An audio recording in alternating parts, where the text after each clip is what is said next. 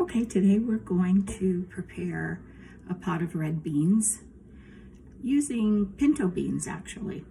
So we're going to measure 2 cups of our pinto beans and we're going to put them into a colander or strainer and we're going to give them a good washing.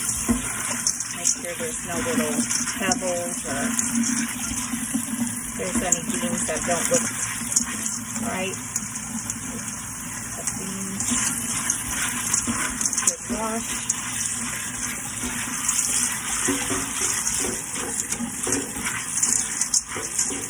Okay.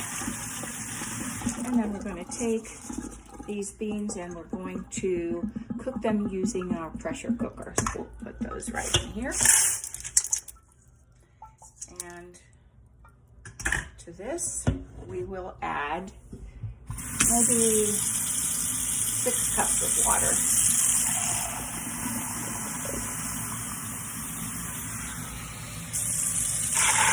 And 2.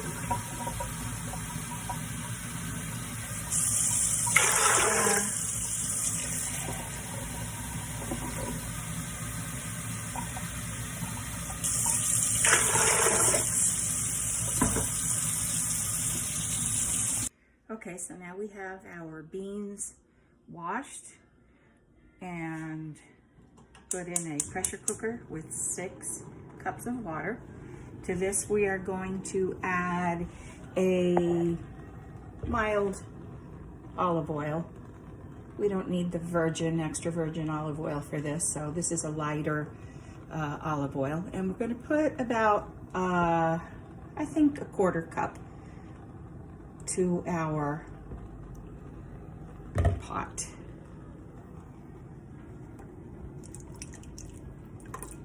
Okay.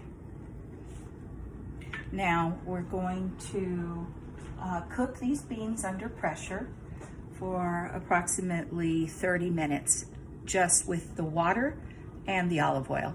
No other seasonings. We'll get back to that once the beans have softened. If you add salt now, the beans will take longer to cook. Okay, we're going to cover our pressure cooker. Don't be afraid of using a pressure cooker. It's actually one of the most wonderful tools you could have in the kitchen. So we cover the pot, put our weight on there, and we'll turn up the stove. Say heat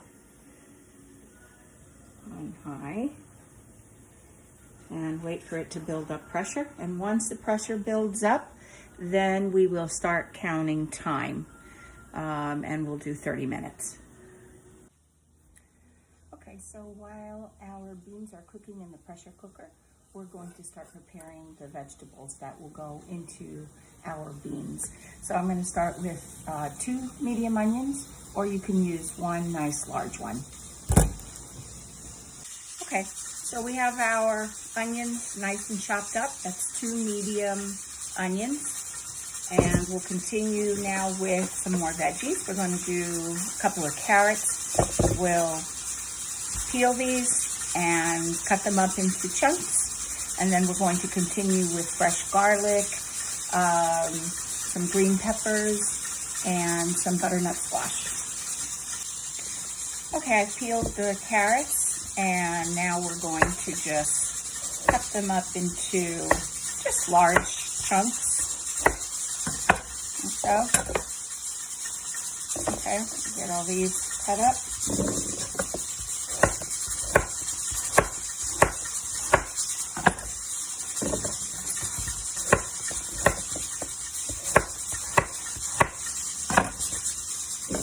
There we go. These are our carrots. Next, a little green pepper, a little more than half washed and seeded. And this, instead of chopping it up, I'm just going to cut it up into 3 large strips. I actually like to fish these out at the end of the cooking process. So we're just going to cut these into about 3 pieces, like so. We'll put those aside.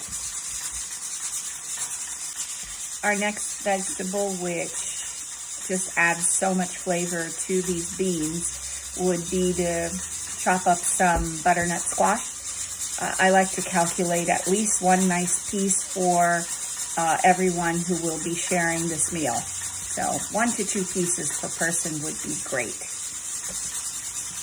Okay, so I've rinsed and chopped off a piece of the butternut squash, removed the label that was on here, and we're going to cut this up into some pieces. Just be careful because butternut squash is a little hard to cut and you have to be careful with your fingers. So,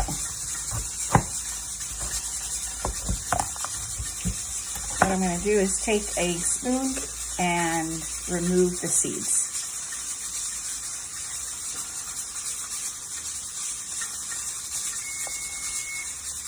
Once the seeds are removed, I'll rinse it out and cut these pieces into big chunks. I'll show you what that looks like.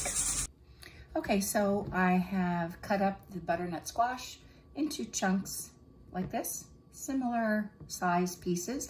Notice that I do not remove the rind, the skin of it.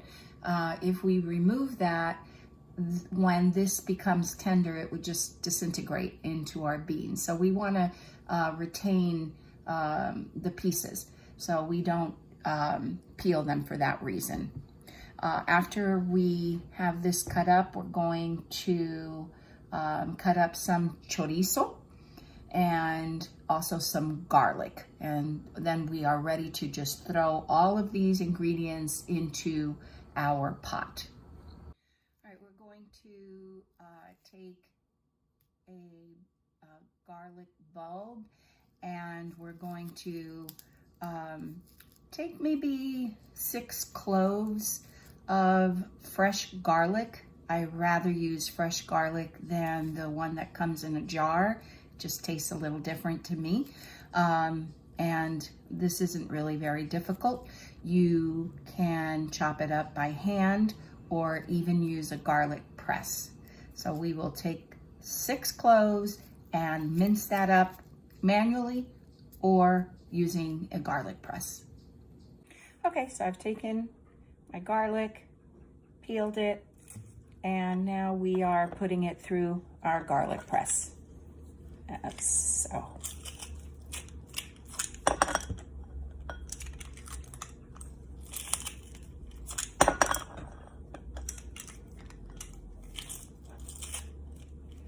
It's about 6 pieces. We do like our garlic in our Cuban cooking, and a lot of these ingredients that we use are pretty much repeated in most of our recipes. We use onions, green peppers, and garlic in pretty much everything. So make sure you have your pantry stocked with those items. Our beans have been cooking for 30 minutes, so we're going to release the pressure on our pot, and I'm going to show you how to do that. Let this simmer down, and we're going to take it to our sink, and we're going to put the pot inside the sink with cold water, and that's going to release the pressure. I'll show you how to do that. All right, I'm going to carry my beans into the sink and pour cold water on top of the lid. You hear that? That indicates that the pressure is being released. You just have to be careful that while you transfer your pot to the sink, that this stays in place. You do not want this weight to come off while the pressure is still in the pot. That's all you have to be careful for. Keep the weight on there until you bring it to your sink and you let cold water run over it. And now you'll see I can jiggle this and there is no pressure. I can remove it, there's no sound. Now we're ready to open up our pot with no problem. And I'll show you what the beans look like in there. Here's our beans. Now you can see that some of the water has evaporated. So I'll probably add a couple more cups of water, and then we're gonna throw all those veggies that we were chopping up in here. Okay, so here's our beans. I'm going to put them back on the stove, but just so you can see the consistency, after 30 minutes, I'm just going to take one and I can squeeze it. They're nice and soft. So 30 minutes in the pressure cooker and the beans are perfectly cooked. So all these ingredients are just going to be tossed right into the pot. Okay, so now you can see that our veggies are all in our pot with the beans, but they are in need of a lot more liquid. So we're going to probably add another 3 cups of water to this. So we've added an additional 3 cups of water. We want there to be enough water that when this is put back on pressure, that it doesn't dry out. We have all our vegetables in there, and now we're also going to add our tomato puree. I would say about half a cup of tomato puree. I don't use tomato sauce. I like the tomato puree. And we're also going to add 1 tablespoon of salt, just regular table salt, 1 tablespoon of that. Okay, we'll add our salt, 1 tablespoon, and mix this all up.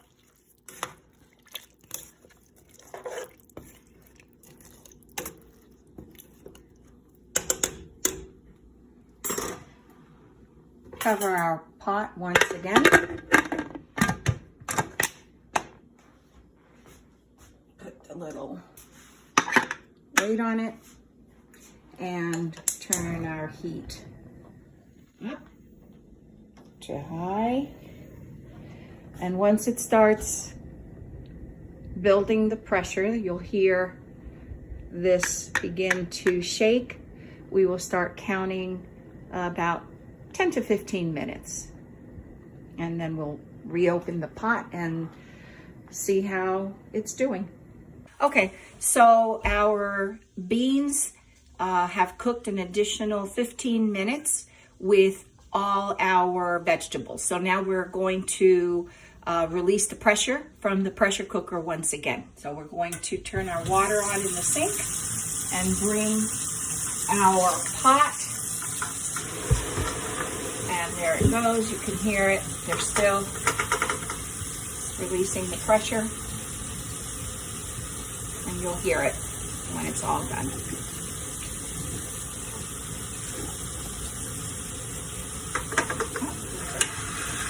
There it goes.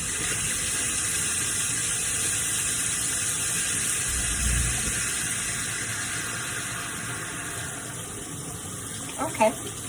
Once it stops making that noise and we're jiggling,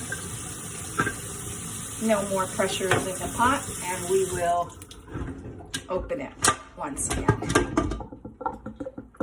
Okay. So here's what our beans look like now. Okay. All right, once we release the pressure of the pot, the beans were slightly watery, so we let them cook down an additional 10 minutes.